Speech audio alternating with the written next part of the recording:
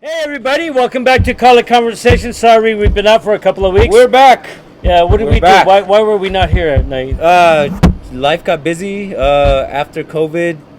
People started getting busier, so Yeah, we kind of had It's hard to get the guests to Dude, be we available. tricked him into this. He's here for a class, and then we just said, you know what, we're going to talk to you for a minute. Oh, by the way, the young man sitting in front of me here, or next to me, young man, you like that? Yeah, You know like we that. lie a lot on this show, right? Okay, that's totally. what I like it. Yeah. So this young man's name is Michael Smith. Yeah. No relation to Pocahontas, John Smith guy. Wow, really? You went that bad? I went that far back. How old are you? Because I'm going to be surprised at your age. Okay, I'm 66. I am surprised at your age. Really? Yeah, right? That's all? Yeah.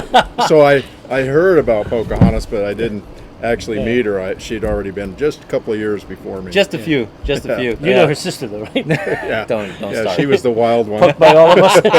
Yeah, she was poked by all of us. Yeah. Poked by It's all of us? Pocahontas Yeah, and I poked got by it. all of Oh, us. okay. Okay, Yeah, drum roll there. fired. You know we're going to get in trouble for that one, right? Are we? FCC? Who's going to... I think Dennis Duarte, he has a Indian heritage. Is he Native American? Yes. That's terrible. That's how we're gonna. Yeah. He's gonna kill us. Oh well. He's He's Portuguese inside too. Let me ask you this, John Smith, John Smith. Mike Smith. Michael, yeah. Your jokes You know, got worse. we met you probably about 5 years ago. At a gathering, right? Yeah, well, not even at a gathering. He just popped in and out. He's one of those guys just kind of pops in and goes, "Hey, yeah," and you were doing stuff. I'm like, oh, who is that guy? Yeah. And then you ukied for him at one of the One of the wolf. not gather. VEA. Yeah, The VEA. VA things, yeah. And you guys hit it off really well because he was beating the shit out of you all day long. Ragdolled me. Yeah. I don't know about that. He was going easy on me. So let me ask you this. Let's start off with this. What's your background in the martial arts world? Well, my formal background in the martial arts is back in the early 70s. I started training in Taekwondo, and then I got several years into that, and I ended up going to Tang Soo Do, which was really what I thought I was getting, because back in those days, nobody really knew what was what. The difference. Everybody thought Taekwondo and Tang Soo Do were kind of the same thing, and in reality, Tang Soo Do is the mother art of Taekwondo. Oh. And I didn't know that. and See, so- I'm like you, but back in the 70s, obviously I was a lot younger, but I just thought martial arts was martial arts. Yeah. You We didn't went and saw know- a Bruce Lee movie, and Yeah. next thing you know, we Ooh, I'm wanted to learning go do martial that arts, shit. yeah. But I was Actually, older in the 70s, but that was my formal training. You know, I've always wanted to be in the martial arts. I always thought that everything was kung fu.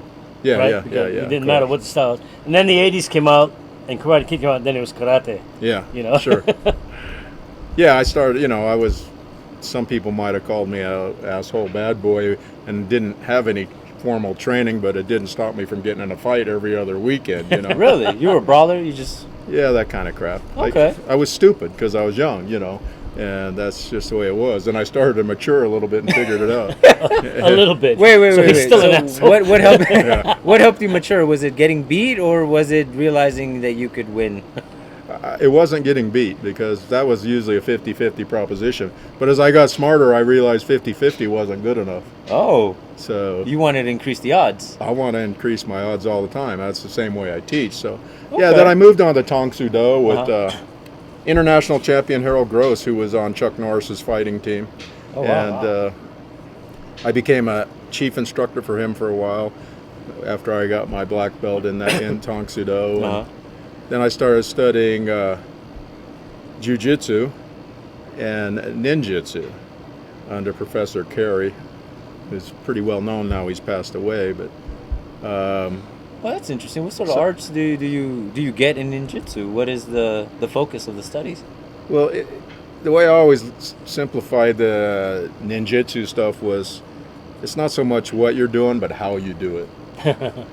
Sounds Which isn't an uncommon theory for people that really think about their martial arts. Right. Okay. And that's why I was saying it sounded a little familiar to what we do. Yeah, right? but I want to Yeah. hear him Yeah. say it, not you. And even I wasn't gonna say it. and to this day, I teach concepts, not techniques.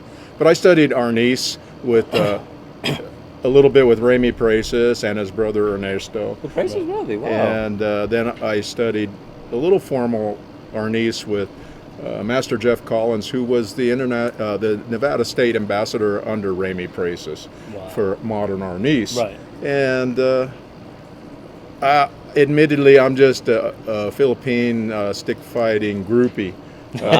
You know, There's a lot of us. if I see something that looks cool, then I incorporate it into my close quarters combat system. Right. And you have your own play style here, right? Oh, by the way, we're in Reno, Nevada. Yeah, he said. Yeah, I was like, we were gonna. Well, not bring it even up. Reno. We're in Carson City. we're in Carson Carson City. City. Right now. We're in front of Wolf's Den. Wolf's Den, which is somebody we'll be talking to later in the day. Yeah, Is John Atkinson. And Right. his he's, place. He's a good friend of mine. Yeah. Yeah, he's a good guy. Now, we came to support. Is there a lot of schools here in Nevada? You know, at one time, one of the local guys did a survey, and per capita, they had more schools here than the Bay Area. Really? In San Jose, in that area. That's Wow. Which was, you know, everybody get their black belt, and now I'm going to open a school. That's that kind of stuff. Right now, there's not that many, I don't think, because of all the COVID crap and everything Right. else. Yeah. But a lot of people didn't make it. Sadly. So now my professor, before he passed, he said it was up to me to turn everything I know into my own. Right. And create my own style or system, if you will. You know, and that's. And I have did. to- Yeah, that's awesome. Let me speak on that just a little bit because we are of the same mind. I mean, obviously, the bladed mind. We've always said, you know, we're not following any set curriculum, so to speak. It's more about concepts, and I think that's what drew us to you. Definitely. Even early on when we first met, you were like, "Oh, this guy's kind of like us," in that Right. he doesn't have a set formula that a traditional way of teaching. He just says, "No, it's better if you just understand the way the body is and work from there." Right. Actually, the name of my system, if you will, is a PGR self-protection system, and it's an acronym for physics, gravity, and reality. Oh, that's beautiful. So, I never knew that. and Physics, that gravity, and because reality. that's what you need to know if you want to win a fight. Yeah. You have to know the physics of your body and their body. You have to understand that gravity is a multiplier, and you also have to know reality of what people are going to do and how they're going to act. So I like this guy. that's important, I think, anyway. And Yeah. But see, there's a lot of the traditional schools don't see things like that, or they don't talk about it as readily as you are saying. Yeah. Well, Because you know, I I've come figure- across a lot of different styles, and they don't do that. Well, I'm not a believer of secrets and keeping things closed and living in a glass bubble. And I want to give the knowledge that I have, and I also want to learn more all the time. That's why I'm here today, even to learn some other stuff. Right, right. Hopefully, and even if you don't learn anything new, you may learn a different way of approaching it. Right. And it may sound, and you also may see stuff and go, I would never use that, even though it was a legitimate technique or something. Right. You still may not use it because it's just not you. Like I said, my professor said, make it your own. Right. Turn it into something that's right. What I believe do it's you- my job to, as a close quarters combat, which is my forte, Uh-huh. if you will, is to prove a technique wrong.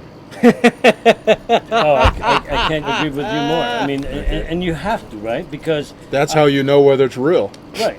If you go all day long, oh yeah, do this, do that, monkey see, monkey do, Right. doesn't mean anything. Well, let's just see. I want you to question what I say. Right.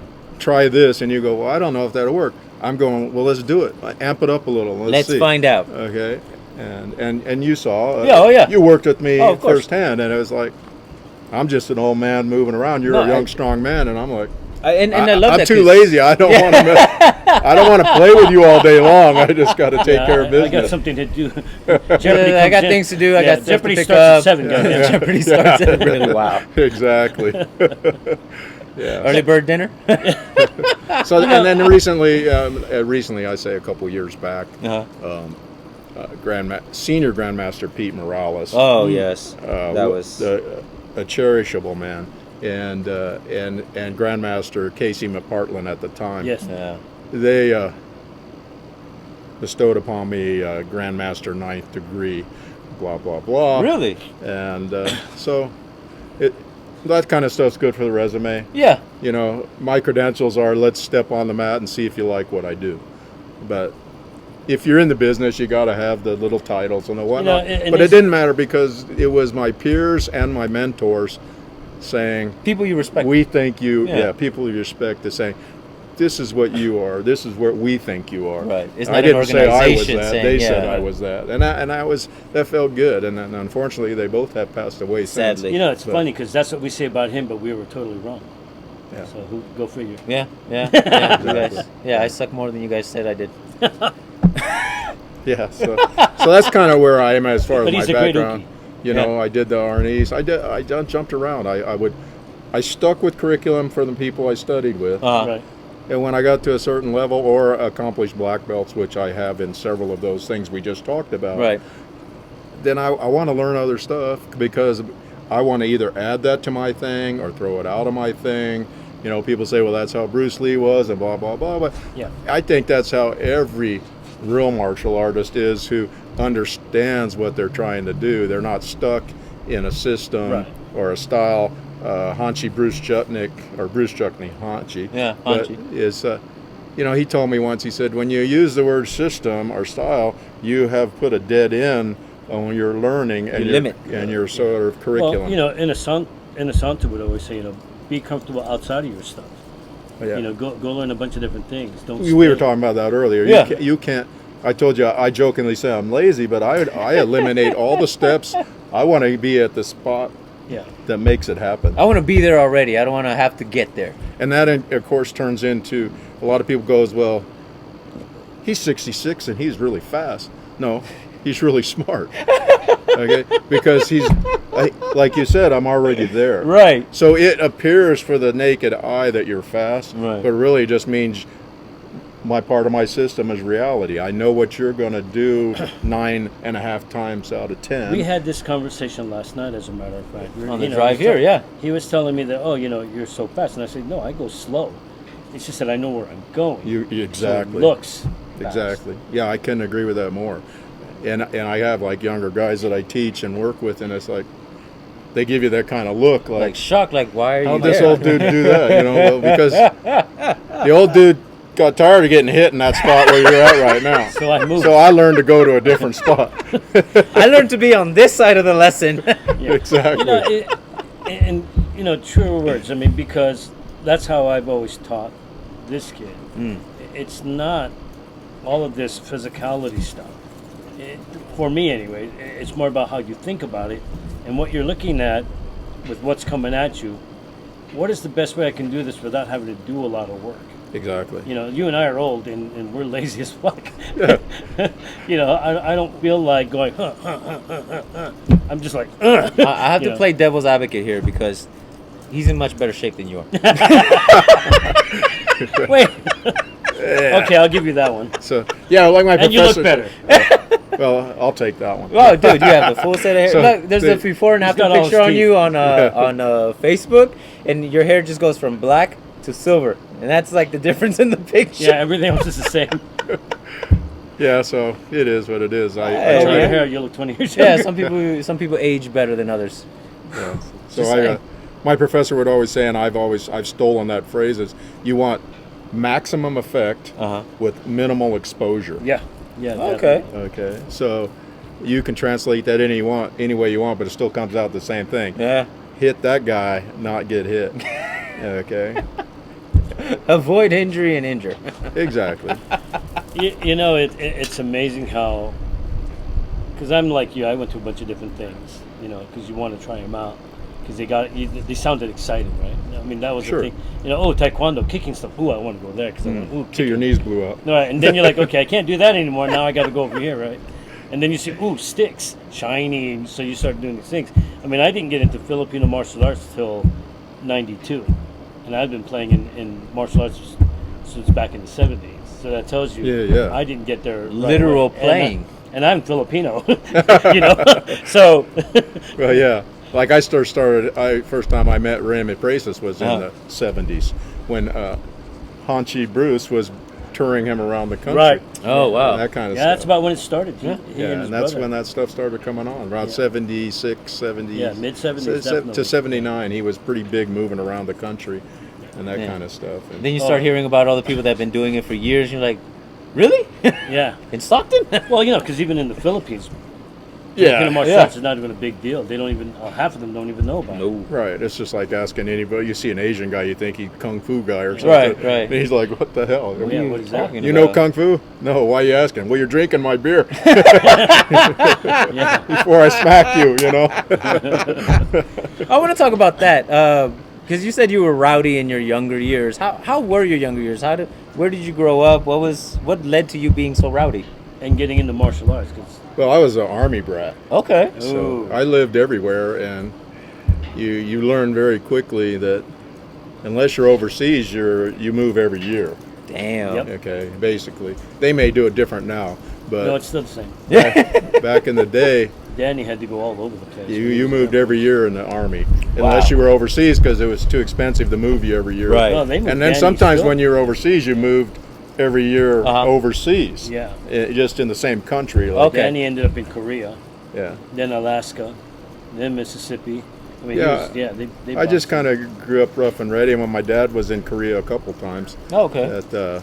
I lived with my uncles and cousins, it was all boys and shit. So, Uh-huh. and my grandfather a lot was of roughhousing. a mean wrestler guy, and he would throw us around and stuff. But no, you learn to make friends really quick, Uh-huh. and you learn to understand that you're not going to see them tomorrow, and so you get a real sense of independence, Oh yeah, definitely. and that's typically a challenge to many people. I was gonna say lonely, but okay, independence. That's one way of taking it. It's a Well, positive.